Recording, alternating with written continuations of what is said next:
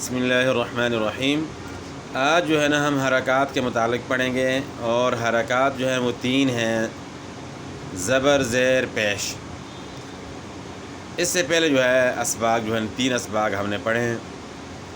ایک مفردات کے متعلق تھا، یعنی حروف تہجی الف سے لے کر یا تک اس کے پڑھانے کا طریقہ جو ہے نا بچے کو کس طرح سمجھانا ہے، اور اس کے بعد پھر مرکبات جو ہے نا اس کی تختی، یعنی جب لفظ بنے گا دو تین حروف اکٹھے آئیں گے تو وہ کس طرح لکھے جائیں گے، ان کو کس طرح سمجھنا ہے، ان کی پہچان کس طرح کرنی ہے، یعنی لام جو ہے لفظ کے شروع میں اس کی شکل کس طرح ہوگی، آخر میں کس طرح ہوگی۔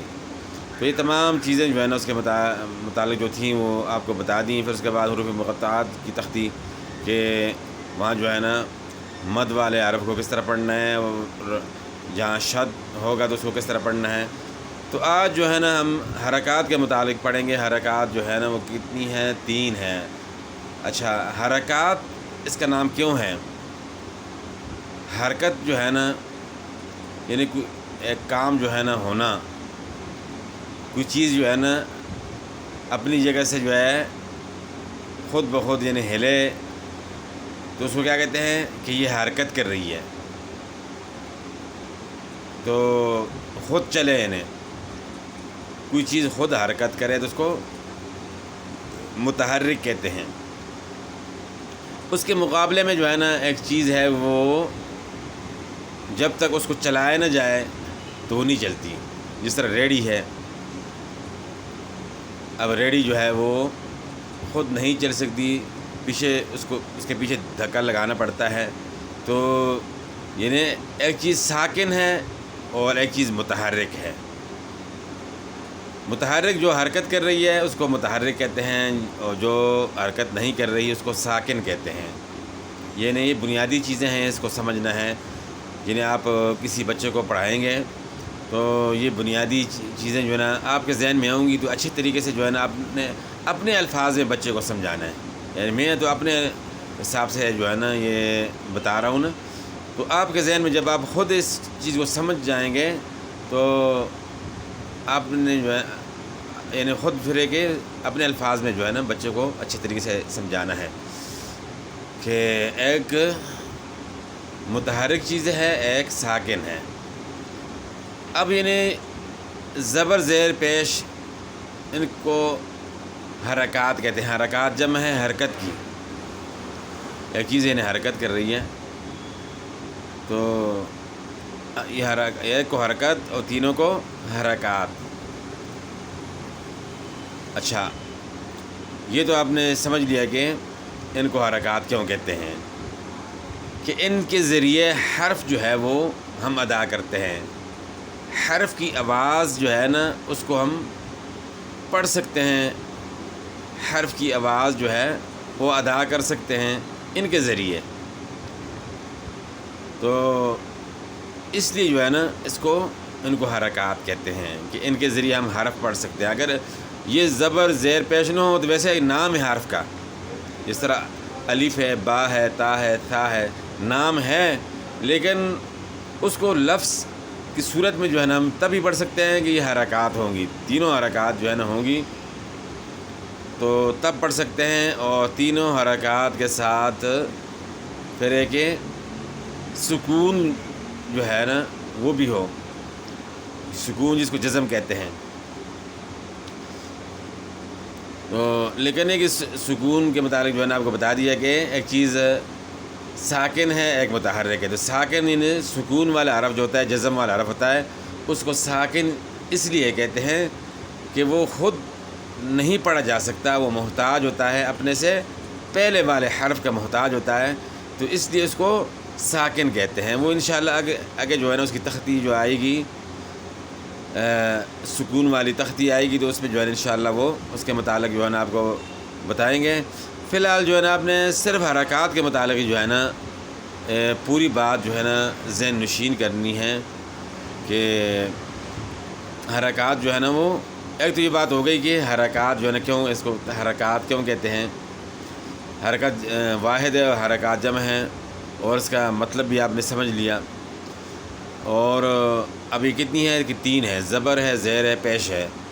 زبر کا کیا معنی ہے؟ اس کو زبر کیوں کہتے ہیں؟ زبر کا معنی ہے اوپر، زیر کا معنی ہے نیچے، پیش کا معنی ہے آگے۔ اچھا، یہ تو آپ کو بات سمجھ آ گئی کہ زبر کا معنی اوپر ہے، زیر کا معنی نیچے ہے، لیکن پیش کا معنی آگے جو ہے نا، یہ کیوں اس طرح جو ہے نا نام رکھا گیا ہے؟ اس کی وجہ یہ ہے کہ پیش کو ادا کرتے وقت دونوں ہونٹ جو ہے نا وہ گول کرنے پڑتے ہیں۔ جب وہ ہم ہونٹ اپنے گول کرتے ہیں پیش کو ادا کرنے کے لیے، تو ہونٹ آگے کی طرف ہوتے جاتے ہیں، تو اس لیے جو ہے نا ہونٹوں کے آگے ہونے کی وجہ سے جو ہے نا اس کو پیش کہتے ہیں۔ اس طرح ہم کہتے ہیں نا پیش امام، جو نماز پڑھاتا ہے مصلی پہ آگے ہوتا ہے، تو آگے جنماز پہ کھڑا ہوتا ہے، تو اس کو ہم پیش امام کہتے ہیں کیونکہ وہ آگے ہوتا ہے۔ تو اس میں پیش کو ادا کرتے وقت دونوں ہونٹ آگے کی طرف ہو جاتے ہیں، تو اس لیے اس کا نام پیش رکھا گیا ہے۔ تو یہ بھی جو ہے نا بچوں کو جو ہے نا آپ اس طرح سمجھا سکتے ہیں کہ زبر کا معنی اوپر ہے، زیر کا معنی نیچے ہے، پیش کا معنی آگے ہے۔ تو یہ بات بھی جو ہے نا ابھی آپ نے ذہن نشین کر لی کہ ان کا معنی کیا ہے، کہ زبر کا معنی اوپر، زیر کا معنی نیچے ہے، پیش کا معنی آگے، یہ ہو گیا۔ اب ان کو کس طرح پڑھنا ہے؟ ان حرکات کو پڑھنا کس طرح ہے؟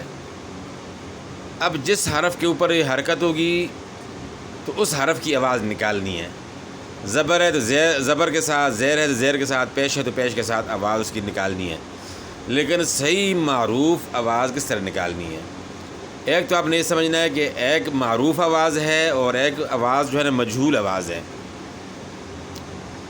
تو عربی زبان میں جو ہے نا معروف آواز کے ساتھ تلفظ ادا ہوتا ہے، جبکہ انگلش ہو گئی، اردو ہو گئی، باقی جو زبانیں ہیں اس میں جو ہے نا آواز جو ہے وہ مجہول ادا ہوتی ہے۔ تو عربی زبان میں اس طرح نہیں ہے، عربی زبان میں جو ہے نا لفظ کو معروف ادا کرنا ہوتا ہے۔ اچھا، ایک بات تو یہ ہو گئی کہ معروف پڑھنا ہے، مجہول نہیں پڑھنا۔ اب اس کے متعلق آپ کو جو ہے نا ابھی سمجھانا ہے کہ معروف کس طرح پڑھنا ہے، مجہول کس طرح پڑھنا ہے۔ اچھا، اب ہم نے پڑھنا ہے حمزہ کو۔ اچھا، یہ بات بھی جو ہے نا آپ نے سمجھنی ہے کہ پہلے ہم نے اس کو الف پڑھا تھا، تو اب حمزہ ہم کیوں پڑھ رہے ہیں اس کو؟ اچھا، حمزہ کے متعلق جو ہے نا آپ نے یہ بات سمجھنی ہے کہ حمزہ جو ہے نا اس کی مستقل شکل نہیں ہے۔ الف کی شکل میں حمزہ جاتا ہے اور عین کی شکل میں آ جاتا ہے، کبھی واو کے اوپر، کبھی یا کے اوپر۔ تو اس کی اصل میں آواز ہے، خواہ عین کی طرح لکھا آ جائے یا الف کی شکل میں لکھا جائے، لیکن یہ کیا ہے؟ حمزہ ہے۔ الف کون سا ہوتا ہے؟ جو بالکل خالی ہو، نہ اوپر کچھ ہو نہ نیچے کچھ ہو، تو وہ الف ہوتا ہے۔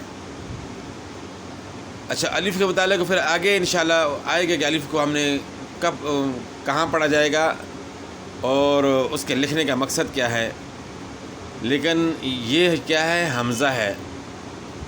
الف کے متعلق انشاءاللہ آگے آئے گا۔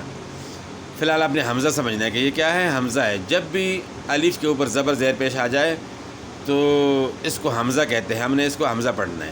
اب حمزہ کے اوپر زبر ہے تو ہم نے پڑھنا ہے حمزہ زبر۔ اصول کیا ہے؟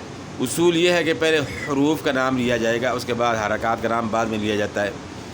تو ہم نے پہلے حمزہ کا نام لینا ہے، پھر زبر کا۔ یہ کیا ہے؟ جوڑ ہے۔ جوڑ کا مطلب ہے دو چیزوں کو آپس میں جوڑنا۔ تو ہم نے یہاں کیا جوڑنا ہے؟ حرف کو اور حرکت کو۔ تو پہلے ہم نے حرف کا نام لینا ہے، پھر حرکت کا۔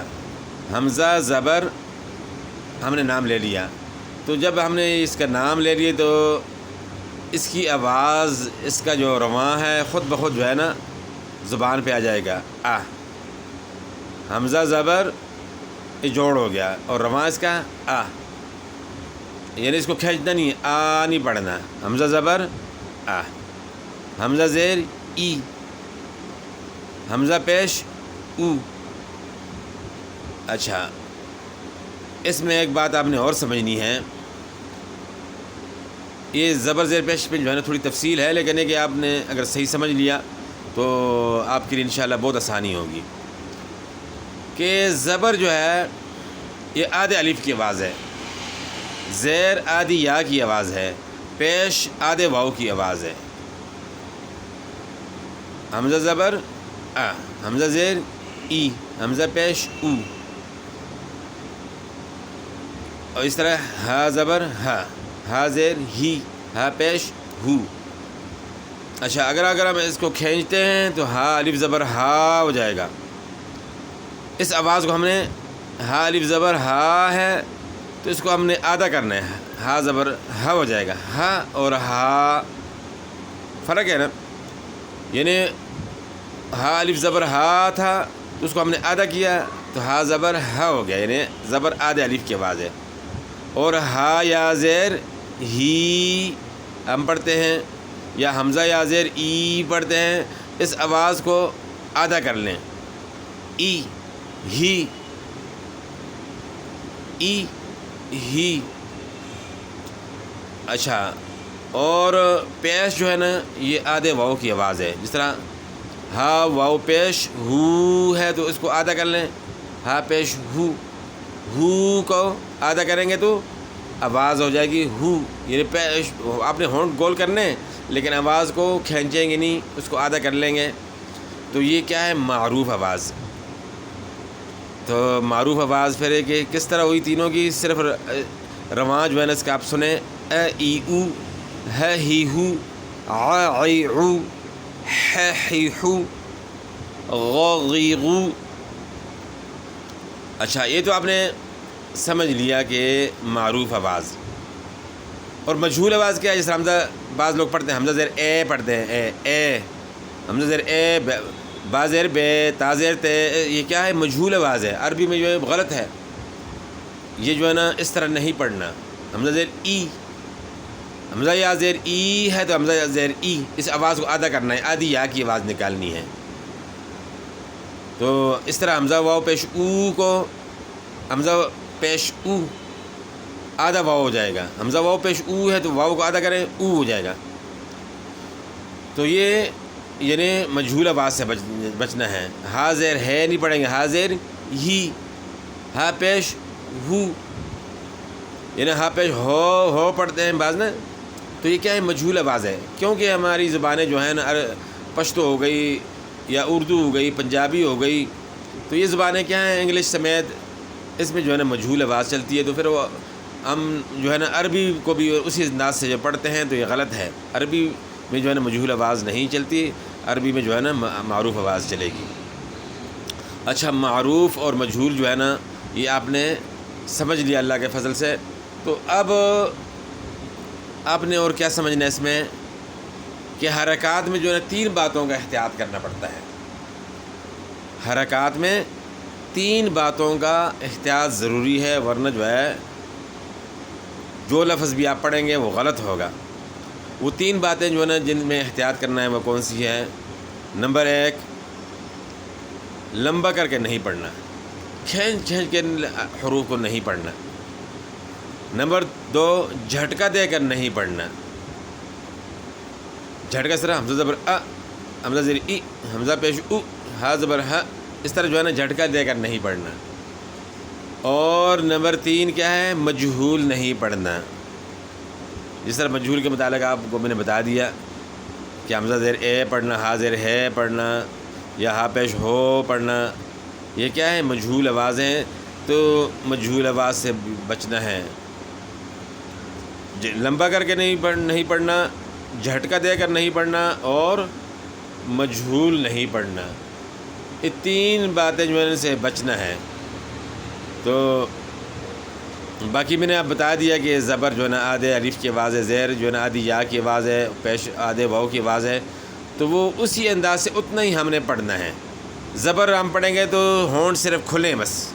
حمزہ زبر ا، با زبر ب، تا زبر ت، اس طرح جو ہے نا، یا با زیر بی، تا زیر تی، ثا زیر ثی، جیم زیر جی، ح زیر حی. تو زیر میں جو ہے نا آواز جو ہے نا نیچے ہونٹ کی طرف جو ہے نا مائل ہوگی، اور پیش میں ہونٹ جو ہے نا گول ہوں گے. تو اسی انداز سے ہم نے آگے پڑھنا ہے. تو یہاں ہم کس طرح پڑھیں گے اس کا رواں ا ای او ہ ہی ہو ع عی عو. عام طور پہ آپ نے سنا ہوگا کہ اوپر حمزہ زبر آ، حمزہ زیر ای، حمزہ پیش او، اس طرح پڑھتے ہیں نا. تو یہ کیا ہے؟ غلط ہے. تو پہلے جو ہے نا آپ نے سمجھا دیا بچے کو کہ حمزہ زبر ا پڑھنا ہے، حمزہ زیر ای پڑھنا ہے، حمزہ پیش او پڑھنا ہے. پھر اس کے بعد اس سے کہنا ہے کہ ابھی تینوں کو ایک آواز کے ساتھ پڑھنا ہے. تو پھر کیا پڑھنا ہے اس نے؟ آ ای او نہیں پڑھنا، کھینچنا نہیں ہے، کیونکہ حمزہ کی آواز کیا ہے؟ ا. اس زیر والے حمزے کی آواز ای اور اس پیش والے حمزے کی آواز او. تو ا ای او اس طرح پڑھنا ہے. ہے ہی ہو ع عی عو. ساتھ جو ہے نا حروف کی ادائیگی بھی جو ہے نا وہ بھی کرانی ہے. تو اس کے متعلق جو ہے نا میں نے مخارج جو ہے اس کے متعلق بتایا تھا کہ 14 مخارج جو ہے آسان طریقے سے جو ہے نا جو بچوں کے لیے جو ہے نا مفید ہیں، بڑوں کے لیے جو ہے نا وہ مشکل الفاظ کے ساتھ ہوتے ہیں جو تجوید کتابوں میں پڑھاتے ہیں، لیکن کہ چھوٹے بچوں کے لیے جو ہے نا جو آسان طریقے سے ہیں جس میں دانتوں کے نام نہیں لینے پڑتے ہیں. تو وہ میں نے جو ہے نا پہلے بتا دیا، اور ابھی ایک دفعہ پھر بھی جو ہے نا ساتھ بتا دیتا ہوں تاکہ جو ہے نا آسانی ہو جائے. تو سب سے پہلے جو ہے نا وہ کیا ہے؟ حمزہ ہا ہے. حمزہ ہا ادا ہوتے ہیں گلے کے آخر سے، اور مخرج نمبر 2 ہے عین ح ادا ہوتے ہیں گلے کے درمیان سے، اور مخرج نمبر 3 ہے غین خا ادا ہوتے ہیں گلے کے اول سے. ان 6 حروف کو حروف حلقی اور حروف اظہار کہتے ہیں، ضوا کے ساتھ اظہار. اچھا، اور اس کے بعد پھر مخرج نمبر 4 کیا ہے؟ قاف، 2 نقطوں والا قاف ادا ہوتا ہے زبان کی جڑ اور اوپر کے تالو سے. یہ جو ہے زیادہ تر لوگوں کو مشکل لگتا ہے موٹا قاف جو ہے نا. اور پھر جو ہے نا مخرج نمبر 5 ہے کاف ادا ہوتا ہے زبان کی جڑ اور اوپر کے تالو سے ذرا منہ کی طرف ہٹ کر. ان دونوں حروف کو حروف لہاتیہ کہتے ہیں. تو آپ نے اپنے پاس جو ہے نا اس طرح اس کو لکھنا ہے اور اس کو جو ہے نا یاد کرنا ہے. اور اس کے بعد مخرج نمبر 6 جیم شین یا ادا ہوتے ہیں زبان کے درمیان اور اوپر کے تالو سے. ان تینوں حروف کو حروف شجریہ کہتے ہیں. اور مخرج نمبر 7 ہے ضاد، ضاد ادا ہوتا ہے زبانی کروٹ اور اوپر کے داڑھوں کی جڑ سے، اس کو حافیہ کہتے ہیں.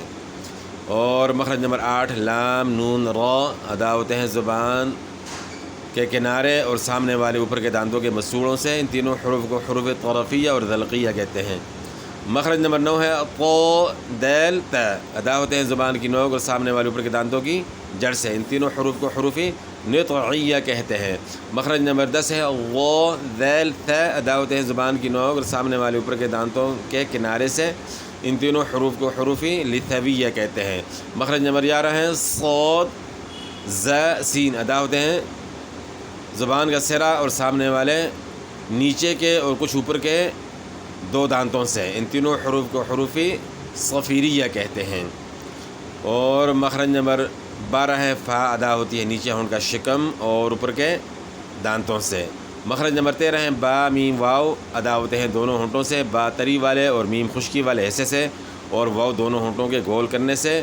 اور مخرج نمبر 14 ہے خیشوم یعنی ناک کی ہڈی سے غنہ ادا کرنا ہے 1 الف کی مقدار کے برابر.